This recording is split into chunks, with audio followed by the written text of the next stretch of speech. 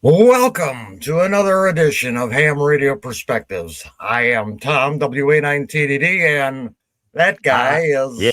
yeah. I'm Dr. Q, Quinn, K8QS. Tom, you're leading me down a dark path today on this That's video. my that's my job. That's my job.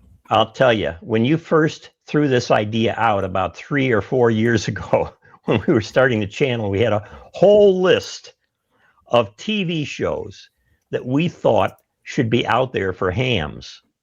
So we went back to that list and started working on some videos. So today we are going to present for your fine enjoyment as a ham operator with a sense of humor the 10 TV shows that we think should be produced for ham radio amateur operators. Right. Okay. The first show. And Quinn, there's been a lot of talk for, like at least the last 60 years about trying to get young blood into the hobby. And I've got just the idea for it. And it's a program that's called 73 Street.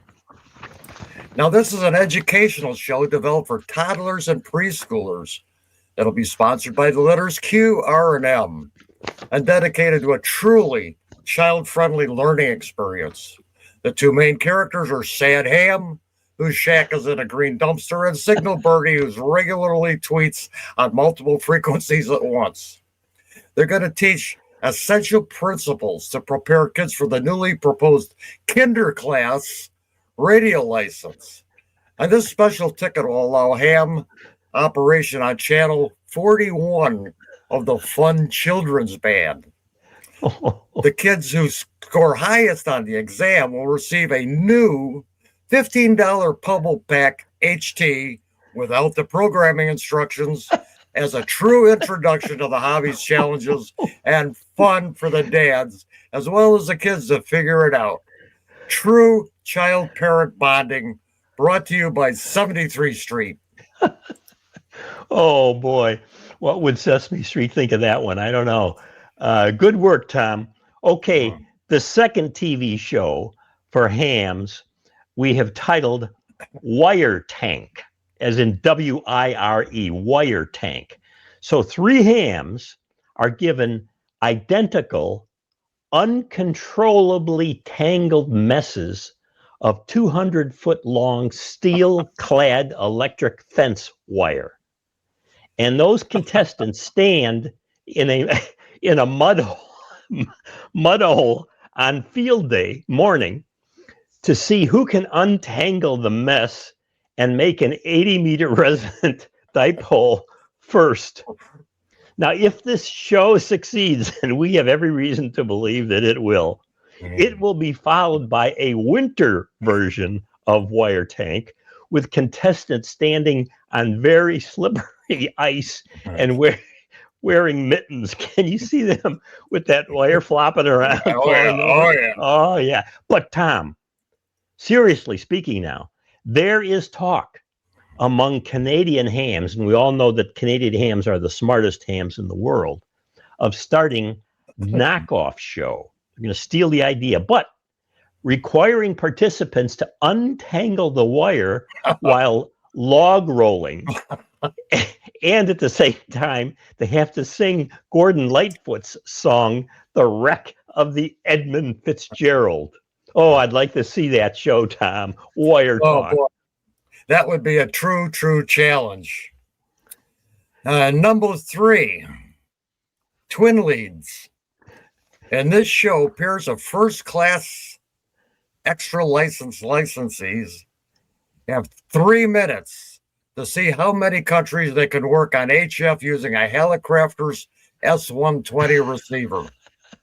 They will also have to avoid fake station plants and DX spotting software just to keep them honest.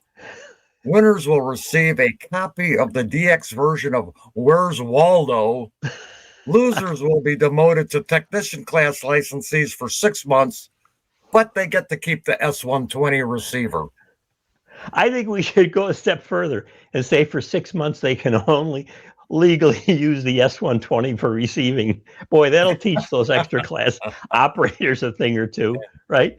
That'll bring down a peg or two. Yeah, it'll bring them down a peg or two. Good job, Tom. Okay, the fourth TV show we would like to see for ham radio operators is called Down Band Alley. Down Band Alley. Ham operators from the upper crust British society try to secure tower and antenna rights on exclusive estates in historic districts. Of course, they can use bribes, and they can give free tabs for the local pubs to persuade the local constables and the historical preservation committee members. There will be English closed captions provided for those who are unable to decipher the elite British tongue. Okay? To be considered, hey, just wait a minute now. To be considered for this, to be a contestant on this, very strict.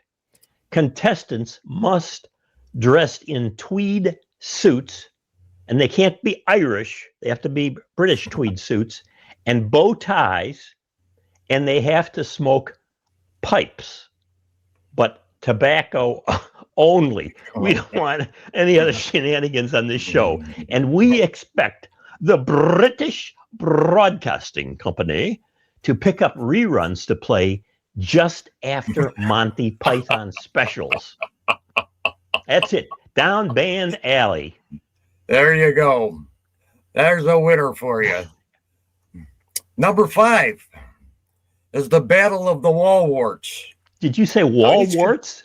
Wall warts, you know. You plug them in the wall, you get your whatever annoying buzz. You know, each contestant will be given a pile of 10 different voltage wall warts and a Sears and Roebuck portable AM broadcast radio. They have 5 minutes to rummage through their own pile to find the Walmart that creates the least RFI. The winner is the one who identifies the best quality wall wart. The amazing prize is a free wall wart for a week of unknown voltages from the Chinese company Joyful Buzz Buzz. Joyful Buzz Buzz. The warts will be shipped by a slow boat directly from the manufacturer, creating great anticipation while receiving QSL cards in the 1960s. Yeah, like receiving QSL cards. So you get your regular slow boat from China wart, which is guaranteed not to have the proper RF suppression.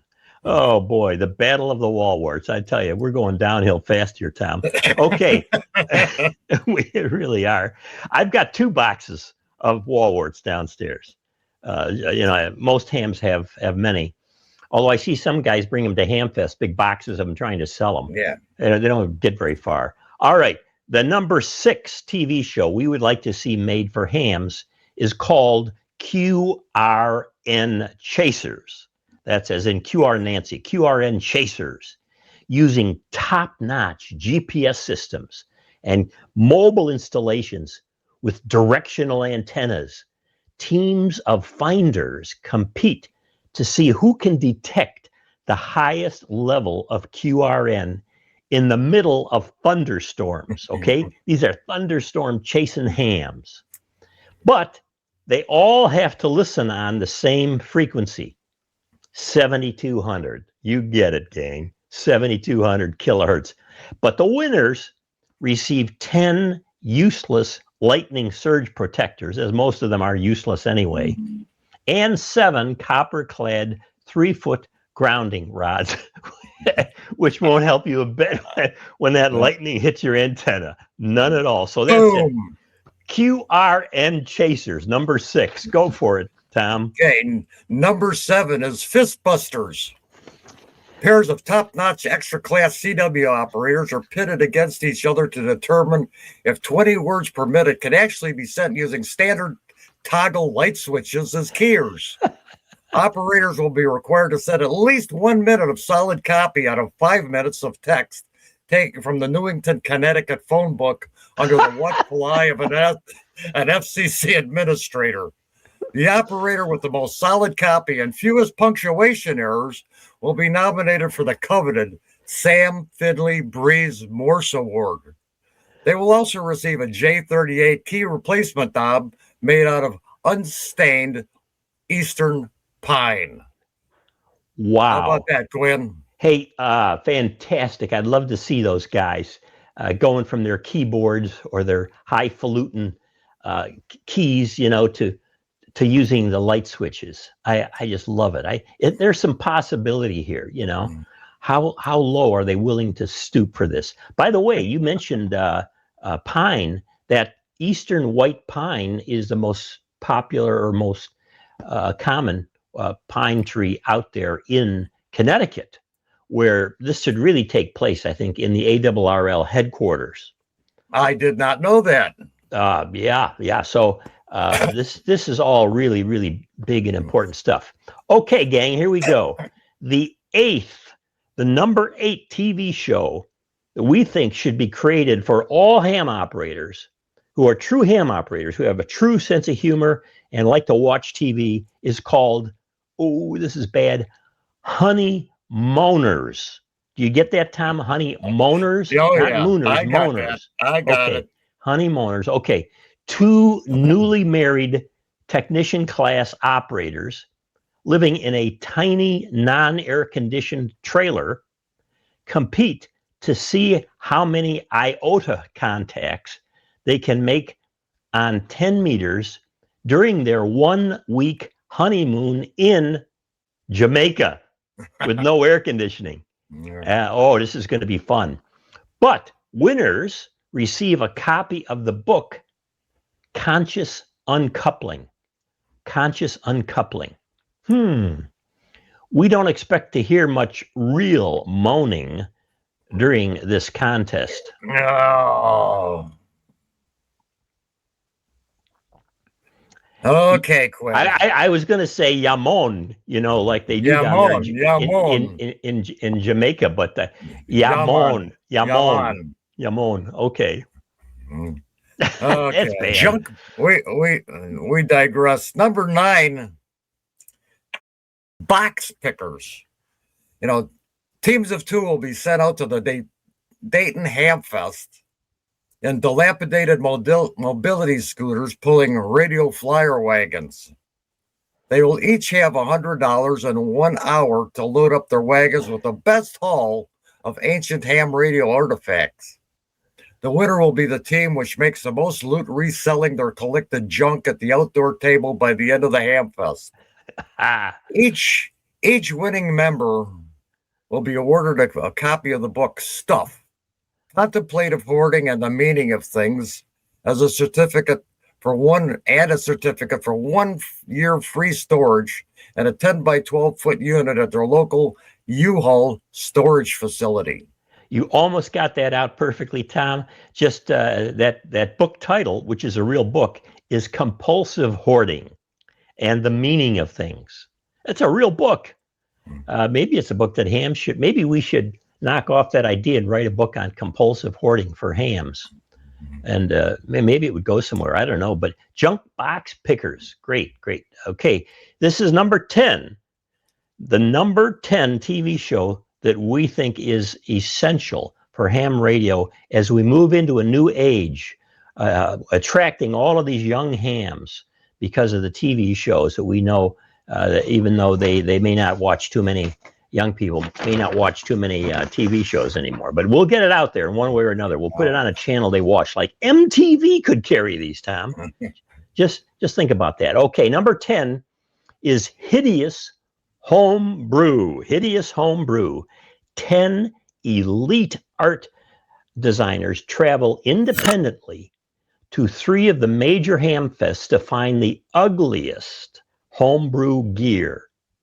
Then they have 6 months to build from it a creative but functioning steampunk masterpiece.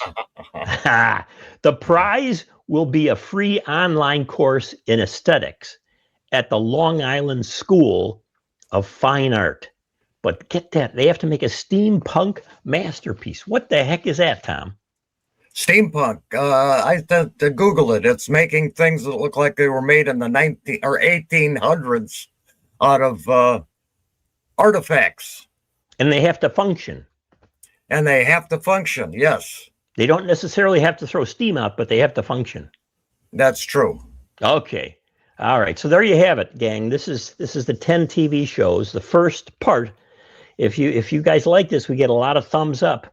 We're going to do some more. We got a snoot full of these puppies out there because we are so deeply demented here at Ham Radio Perspectives, where we take on all perspectives related to the hobby, and we analyze not just ham radio history, not just ham radio technology. We don't just do a bunch of reviews of HTs.